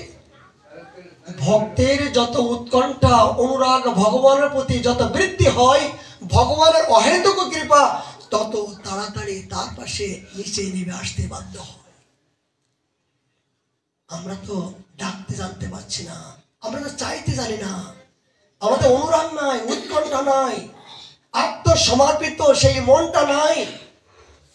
জড়জগতের প্রতি যে সমর্পিত করেছি, জড়জগতের আত্মীয় স্বজন আসলে যেমন বাজার ভরে বাজার করি, ব্যাগ ভরে বাজার করি, তাদের জন্য কত বিলাসিতা বিনোদন কত কিছু আমরা পরিপাটি ব্যবস্থা করি। কিন্তু মন্দিরে যে দেখলাম যে এক টুকরো মিশরি পর্যন্ত দেওয়ার সময় নাই। মন্দিরে গুরুদেব যখন আসলো তাকে একটু প্রণাম করার সময় নাই। ব্রহ্ম মুহূর্তে উঠে একটু পিতা মাতা গুরুজনকে সম্মান করতে হয়। কিন্তু কোথায় গেল সেই দিনগুলো? বাবা, ছোটবেলা দেখেছি, এগুলো বলতে ইচ্ছা হয় যে আমি আমার জীবনে আমি করি নাই, কিন্তু আমি দেখেছি। এর আমার ভিতরে বসত্ব বুদ্ধি তো, যে সকালবেলা উঠে আগে সর্বপ্রথম পিতামাতাকে প্রণাম করে, তারা পিতামাতাকে প্রণাম করার পরে ভগবানকে প্রণাম করে তারা অন্য জায়গায় কাজে যায়। যাবার পরে সে কাজগুলো সফলতা হয়। কিন্তু সেই দিনগুলো কোথায় গেল? সেই দিনগুলো কোথায় গেল? যে পিতামাতা আজ আমাদেরকে কষ্ট পরিশ্রম করে এই জনজগতের আলো দেখালো, যাদের করুণায় ভজনযোগ্য দেহ পেলাম, মানে সারা দিনই না, মাসে না, বছরও পর্যন্ত একবার তাদের দেখে মাথাও নিচু করতে চাই না। কেন পাচ্ছি না? পাচ্ছি না। ব্রহ্মমূর্তি ভগবান যে আমার জন্য কৃপা করে বসে আছেন, একটা মন্দিরে প্রণাম করে মাথাটা নিচু করে গুরুজন ব্যক্তিকে সম্মান করে আমি যদি কাজে যাই, তাহলে এতে আমার মহাভারত অশুদ্ধ হয় না। এই আদর্শবান আমরা কে শিক্ষা দেবে? কে শিক্ষা দেবে? এই শিক্ষা দেবে তো আমাদের পিতামাতা। আদর্শবান পিতামাতা যদি হয়, তবে তাদের কাছ থেকে তো আমরা শিক্ষা শিখব। কিন্তু আমরা তো এখন আদর্শবান সেই আর্য যে ঋষি পরম্পরা, আর্য যে চিন্তা, কীর্তি, কালচার, এগুলো আমরা ভুলতে চলেছি। জনজগতের আধুনিক এই যুগের প্রতি আসক্ত হয়ে আমরা ভুলতে চলেছি। হাই রে দিক আমাদের। তাই সেই গর্বে সুসন্তান কেমন করে আশা করা যায়? জনজগতের সুসন্তান কেন আসছে না? রামকৃষ্ণ পরমহংসদেব জগতে সবাই হতে পারবে না। ঈশ্বরচন্দ্র বিদ্যাসাগর সবাই হতে পারবে না। চৈতন্য মহাপ্রভু সবাই হতে পারবে না। আর চৈতন্য মহাপ্রভু হলো, কিন্তু শশীমাতার মতন গর্ব জগতে আর হবে না। সমস্ত মহাপুরুষগণ জগতে আসার জন্য অপেক্ষা করছেন, কিন্তু আসছে না কেন? বলে ভালো মা আমি পাচ্ছি না। ভালো আমি যে, আচ্ছা বলুন, ট্রেনটা কোথায় থাকে? কোথায় থাকে? একটা স্টেশনটা আছে না? আচ্ছা ওপর থেকে উড়োজাহাজটা নামবে কোথায়? একটা প্ল্যাটফর্ম হবে, তবেই তো নামবে। যে কোনো জায়গাতে নামবে না। তা ভগবানের যে শক্তি, স্বয়ং ভগবান মহাপুরুষ মহর্ষিগণ জগতে আসবেন, তার আসার যে একটা শক্তি, যে গর্বে আসবেন, সেই গর্বটা ধারণ করার মতন সেই পবিত্রতা, শুদ্ধতা, চিন্তা চেতনা, প্রবৃত্তি, সেই স্টেশনটা তো নাই। সেই ভালো মা জগতে তো নাই। এই জন্য উড়োজাহাজ আসছে না। জনজগতে নামছে, কিন্তু মহাপুরুষগণ জগতে আসছে না কেন? ভালো মানুষ সুসন্তান আসছে না কেন? যে আমাদের এখনো পর্যন্ত প্ল্যাটফর্ম ভালো হয় নাই, হচ্ছে না। যার জন্য আমাদের জীবনে ভালো কথা, ভালো ব্যবহার, ভালো চলা বলা আমরা উপলব্ধি বলতে পারছি না, শিখতে পারছি না। কেন শিখবো? শিখবো তো আমার পিতা মাতার নিকট থেকে, কিন্তু তারাই তো শিখে নাই, তা আমি কোথা থেকে শিখবো? এই জন্য এই ভক্তি জীবনে আগে ভদ্রতা যতক্ষণ না হবো, এই ভদ্রতা হতে গেলে সাধু সঙ্গের মধ্য দিয়ে, হরিকথার মধ্য দিয়ে যতক্ষণ পর্যন্ত এই ভাগবত সঙ্গের যতক্ষণ নিজেকে বিসর্জন আত্মসমর্পিত না করব, ততক্ষণ পর্যন্ত এই জাতীয় মনোবৃত্তি, এই জাতীয় মনোভাব, পরম আনন্দ আমি উপলব্ধি করতে পারবো না। ভগবানের বিচিত্রময় লীলার মধ্য দিয়ে একদিন নারদ মুনি বললেন, প্রভু, জগতে সবাই তো বিবাহ করে, আমি একটা বিবাহ করব। নারদ মুনি বললেন, জগতে দেখো যতগুলো তুমি নারায়ণ হয়েছো, তোমার পাশে লক্ষ্মী আছে। দেখো রামচন্দ্র হয়েছেন, তার পিছনে সীতা আছে। কৃষ্ণ হয়েছেন, তার পাশে রাধা আছে। কিন্তু আমি কেবল একাই ব্রহ্মচারী, আমার পিছনে কোনো বউ নাই। আমার তো বউ চাই, বউ না হলে কি আনন্দ পাওয়া যায়? ভগবান মনে করলেন, নারদকে আমি এই বিষয়ের মধ্যে দিয়ে আমি ঢুকাবো না। কেন? নারদ যে পথ দিয়ে যায়, সে পথের সমস্ত জীব তার দর্শনে পবিত্র হয়। কিন্তু এই যে বিবাহের মধ্য দিয়ে, সংসারের মধ্য দিয়ে যে দুঃখ আছে, সেই দুঃখটা আমি দেখাতে চাই। এই সংসারের মধ্য দিয়ে যে প্রকৃত সুখ নাই, সেটা আমি দেখাতে চাই নারদের মাধ্যম দিয়ে। একটা বিচিত্র রহস্যপূর্ণ আসল চিন্তা। ভগবান বললেন, কি বেটা? বলে, আমি ঠাকুর বিয়ে করতে চাই। বলো, বিয়ে করবা? চলো চলো যাই। বলে, স্বয়ংবর সভা চাই? বলে, হ্যাঁ, কিন্তু তোমার পাশে যিনি থাকে ওই রকম অপরূপ সুন্দরী চাই। আমি যে কোনো ব্যক্তিকে বিয়ে করবো না। তবে হ্যাঁ, তার চেয়ে বেশি সুন্দরী তোমার পাশে নিয়ে যাবো। স্বয়ংবর সভা করলো। করার পরে স্বয়ংবর সভায় লক্ষ্মীর চেয়েও অপরূপ সুন্দরী রমণী আসলো। কিন্তু ভগবান চাতুরতা করে নারদের মুখে কি করলো জানেন? ওই মুখের রংটা পরিবর্তন করে ওই হনুমানের মুখের চেহারা করে দিল। নারদের যে কুশ্রী বিস্ত্রী রূপটা দূরে দিয়ে হনুমানের মুখটা বাদরের মুখের মতন এই সবার স্বীকৃতি করে দিল হনুমান। এখন নারদ তো দেখতে পাচ্ছে না। নারদ বলছে, আমার মতো এত সুন্দরী আর কেউ নাই, অবশ্যই মালাটা আমার গলায় পড়বে। নারদ মনে করছে, আমি তো ওই মালাটা দেখতে সুন্দর, আমার গলায় বিয়ের জন্য তো আমি একমাত্র বর, এখানে তো আর কেউ বর নাই, আমার গলায় দেবে। এই নারদ মুনি এই মনিকে চিন্তা করছেন, কিন্তু মুখ তো বাদরের মতন হলো, এই বাদরের মতন মুখ হলো। তখন কি করলো? এই সুন্দরী রমণী এসে সর্বপ্রথম ভগবানের গলায় মালাটা দান করলো। এই যখন ভগবানের গলায় মালা দান করলো, নারদ মুনি বুঝতে পারলো যে আমি তো সুন্দরী, আমার জন্য তো এত কিছু ব্যবস্থা, কিন্তু আমার গলায় মালা না দিয়ে ভগবানের গলায় কেন মালা দিলে? দেখি তো, নিজের মুখের দিকে তাকিয়ে দেখো, ও হরি, হে বিষ্ণু, এ ভগবান, তুমি চতুরের সেনামণি, তুমি এখানেও তুমি চাতুরতা করলে, এখানে তুমি চাতুরতা করলে। সারা জীবন তুমি বিয়ে করে তুমি সুখ করে তুমি আনন্দ করছো, আর আমি একটু বিয়ে করতে গেলাম, সেটাও তোমার দুঃখ আমার প্রতি মাসহ্য হলো, এটাও তুমি চাইলে না। আমি তোমাকে অভিসম্পাদ করব। আমি তো অভিসম্পাদ করব কি? যে তুমি যেন স্ত্রীহীনা হয়ে যাও। তুমি সারা জীবন স্ত্রী, তুমি যেমন আমাকে স্ত্রীকে হীনা করলে, তুমি সারা জীবন স্ত্রীহীনা হয়ে যাও। ভগবান বললেন, দেখেন সিদ্ধান্ত। ভগবান বললেন, নারদ, তোমার সুখের জন্য, তোমার জন্য জগতের কল্যাণ আমি চাই।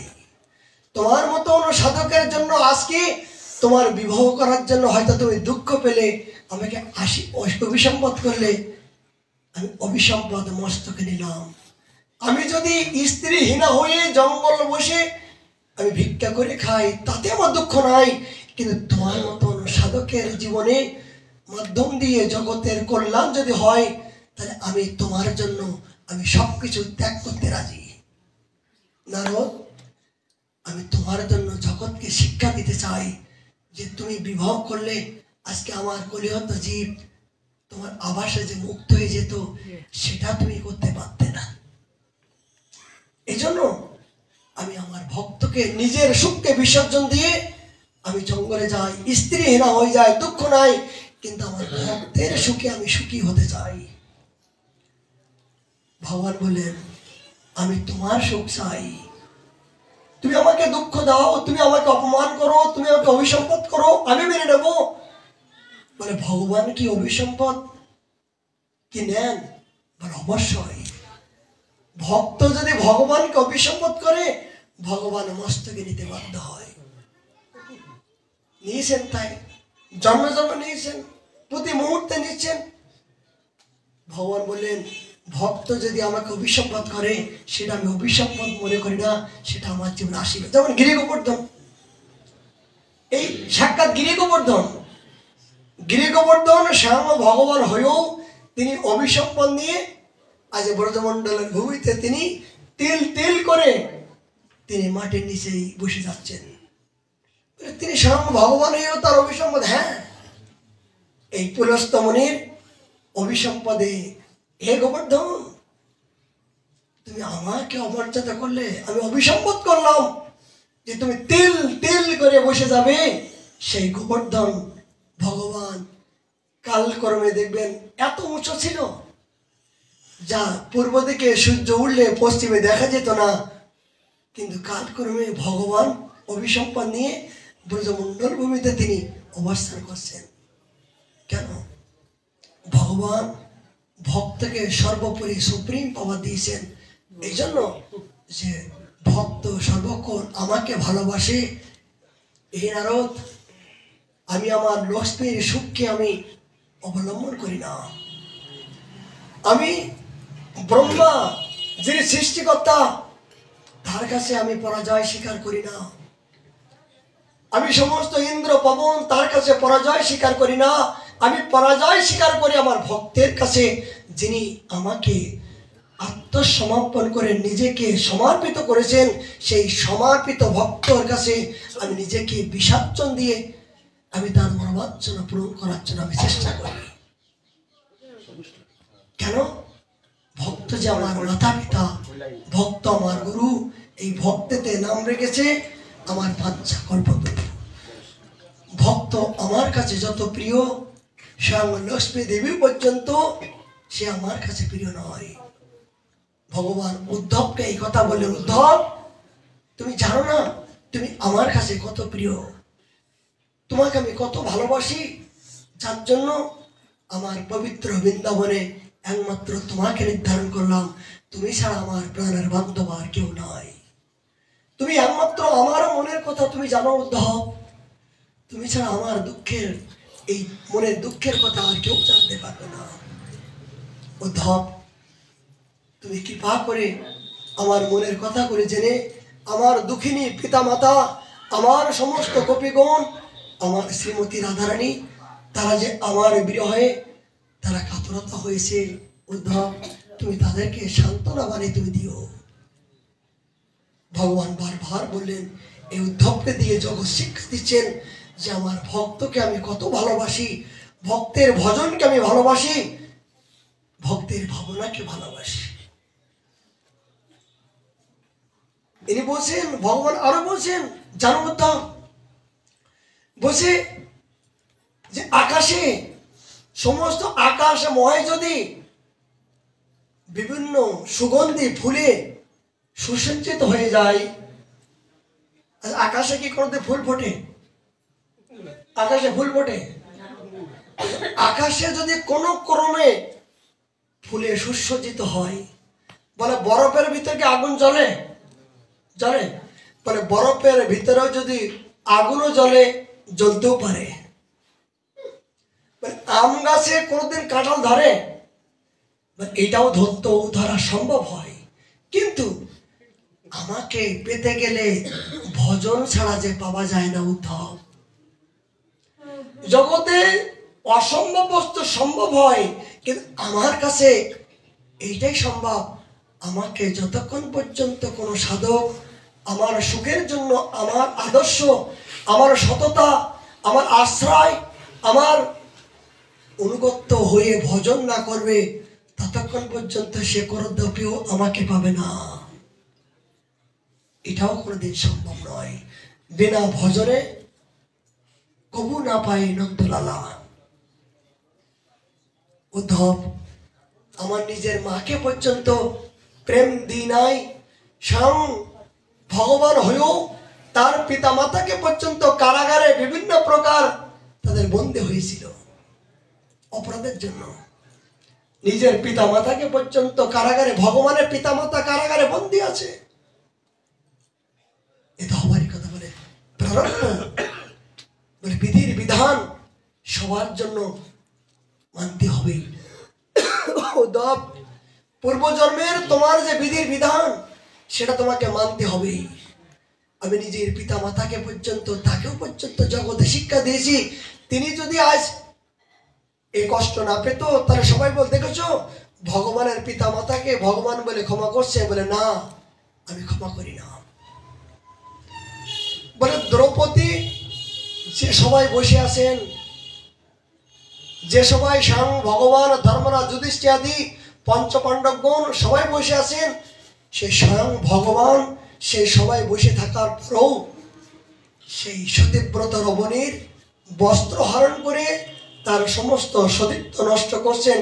ভগবান তুমি কেন বসে আছো? কি শিক্ষা দিচ্ছেন? দৃষ্টান্ত যে সেই সবাই স্বয়ং ভগবান বসে আছেন। রুক্মিণী সত্যভামা বলছেন, হে না, তুমি জনার্দন, তোমার সম্মুখে তোমার সতী সাধ্যবী রমণীর নারীত্ব সতীত্ব নষ্ট হচ্ছে, আর তুমি এখনো বসে আছো। তুমি জনার্দন, বিপদ মধুসূদন তোমার নাম। তখন ভগবান হেসে বললেন, রুক্মিণী আমি অবশ্যই ভক্তের পাশে যেয়ে থাকি, ভক্তের দুঃখে আমি দুঃখী হই, কিন্তু এখনো সময় হয় নাই, এখনো যাবার সময় হয় নাই। আমি রক্ষা করে থাকি, যুগে যুগে করছি, এখনো করব, কিন্তু পরিপূর্ণ আত্মসমর্পিত এখন হই নাই। কেন? দ্রৌপদী নিজেকে চেষ্টা করছিলেন যে আমি এই কাপড়টা রক্ষা করতে পারবো, এই দেহটা আমার, এই দেহ জীবনটা আমার বলে দ্রৌপদী বারবার নিজেকে আঁকড়ে রাখার চেষ্টা করছিল। যে দুর্যোধন যত কাপড় টানছে তত আজ দ্রৌপদী নিজেকে রক্ষা করার চেষ্টা করছে। ভগবান হেসে দেখছে যে দ্রৌপদীর কতটা আমার প্রতি আত্মসমর্পিত মন। যখন কাপড় টানতে টানতে যখন আর পাচ্ছে না, তখন দু হাত উঁচু করে হা গোবিন্দ আমি তোমায় হলাম, হা গোবিন্দ আমি তোমায় হলাম। আমার মধুসূদন, জগতে জীবনে মরণে আর কেউ নাই, এ দেহটা আমার নয়, এ দেহটা আমি তোমার জন্য আত্মসমর্পণ করলাম। তুমি ছাড়া আমাকে রক্ষা করার মতন কোনো বান্ধব নাই। যখন দুহাত উঁচু করে দ্রৌপদী উঁচু করলেন, ভগবান তুরন্ত যেয়ে ওই পিছনে যেয়ে কাপড় ধরলেন। দুর্যোধন, দুর্যোধন, আমি আজ থেকে কাপড় ধরলাম আমার ভক্তের পিছনে আমি ধরলাম। যদি বিশ্ব ব্রহ্মাণ্ডের সমস্ত কাপড় তুই দিস, দেবার চেষ্টা করিস, তথাপিও আমার সতী সাধ্যবী রমণীর এক তিল পরিমাণে কিছু করার তোর ক্ষমতা নাই, সাধ্য নাই। কেন? আমি ভক্তাহীনা, আমি ধরলাম, ধর। দুর্যোধন এত প্রকার কাপড় টানছেন, ক্লান্ত হয়ে গেলেন, সমস্ত কাপড়গুলো আসে পাহাড় করলেন, কিন্তু ভগবান বললেন টান, যত পারিস টান। বলে সমস্ত সারা জনম যদি তুই টানিস, তথাপি আমার ভক্তকে একিঞ্চিত পরিমাণে কিছু করার ক্ষমতা নাই। আমার ভক্তকে যুগে যুগে আমি রক্ষা করছি, এখনো করব। তিনি যে আমার হয়েছে, আমার চরণে আত্মসমর্পণ করছেন, আমাকে ডেকেছেন, আমার প্রতি সমর্পিত হয়েছেন, এই সমর্পণের ভক্তকে আমি যুগে যুগে রক্ষা করছি, এখনো করব। তখন দ্রৌপদীকে রক্ষা করার জন্য ভগবান যে কাপড় ধরছিলেন।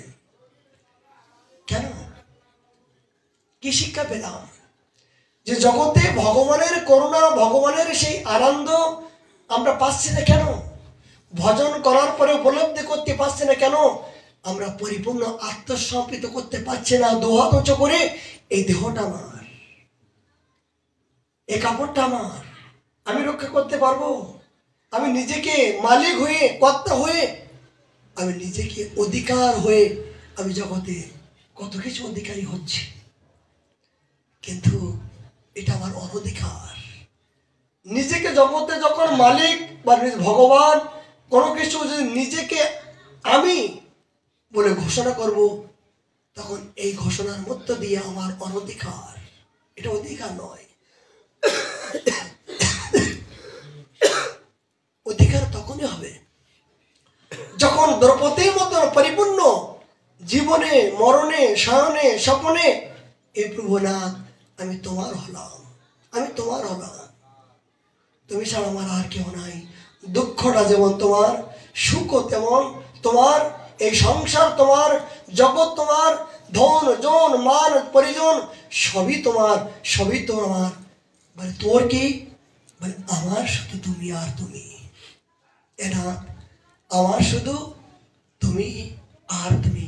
রাধা কৃষ্ণ প্রাণমর যুগল কিশোর, জীবনে মরণে আর গতি নাই মোর। এই হলো একমাত্র তুমি আমার। আর জগতে যা কিছু পেয়েছি, যা কিছু ভোগ করেছি, সবই তোমার থেকে পেলাম, সব কিছু তোমাকে দিলাম। গঙ্গা জল দিয়ে গঙ্গা পুজো করে আমি গঙ্গায় নিক্ষেপ করলাম।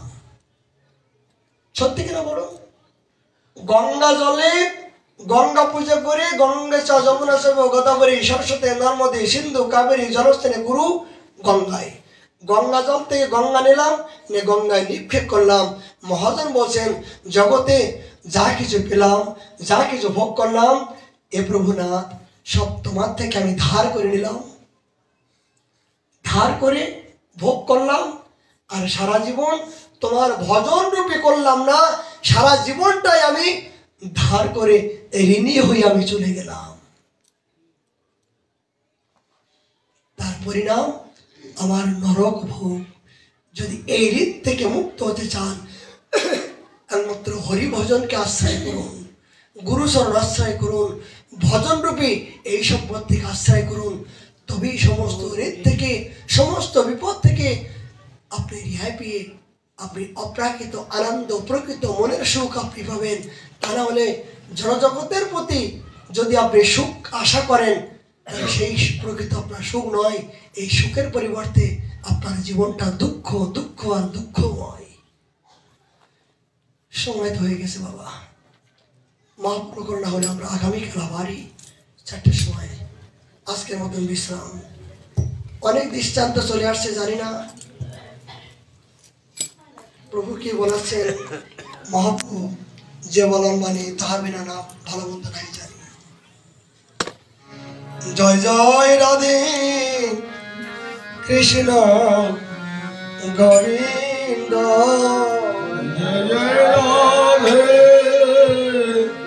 কৃষ্ণ গোবিন্দ, রাধে গোবিন্দ, রাধে গোবিন্দ, রাধে গোবিন্দ, রাধে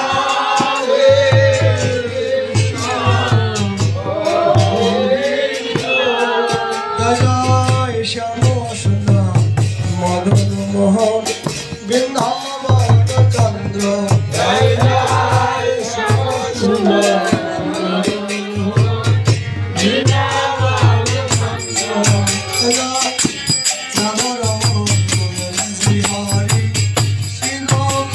রাধা